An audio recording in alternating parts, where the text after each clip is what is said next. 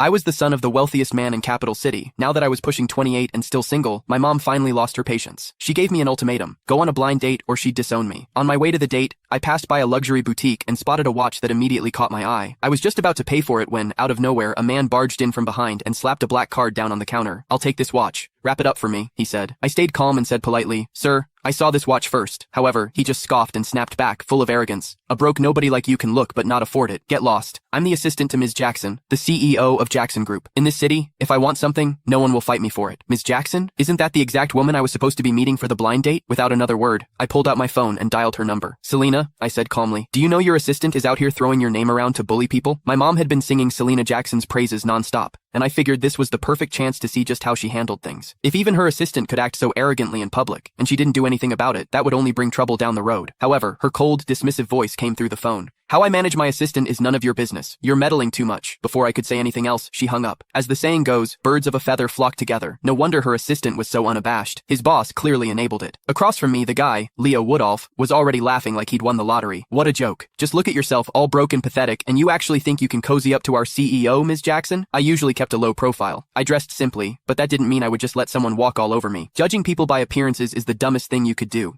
I said calmly. "I'd suggest you watch your mouth, or you're going to regret it." However, I wasn't about to waste any more words on a clown like him. I reached into my bag, pulled out a card, and handed it to the sales associate for her to ring up the watch for me. The associate looked at my card, then at Leo, clearly hesitant. She froze, not knowing what to do. Leo just laughed louder. "You low-life piece of trash. Are you still trying to act like you're somebody? This entire mall belongs to the Jacksons. If I don't give the word, you can't even buy a single screw in here." Then, with a smug grin, he yanked the card from my hand and flung it toward the entrance. "Waving around some cheap-ass card thinking you're hot shit? I'm not falling for it. Get lost." In all my life, no one had ever dared to humiliate me like that. Leo had seriously crossed a line. Without another word, I grabbed his arm in one swift motion and dragged him to the front of the store. My voice dropped cold as ice as I ordered, "Pick up my card." The salesgirls in the store stared in shock. "Oh my god, did he really just say that to Mr. Woodolph? Is he crazy?" "Mr. Woodolph is Mrs. Jackson's right-hand man. Offending him is the same as offending her." One of the employees tried to talk me down. "Sir, it's just a watch. It's not worth angering the Jackson Group over this. Please, just let him go." "Yeah, you should apologize to Mr. Woodolph while you still can. Beg for forgiveness. It might not be too late." Leo, clearly feeding off the attention, yanked his arm away and shouted, "You worthless trash!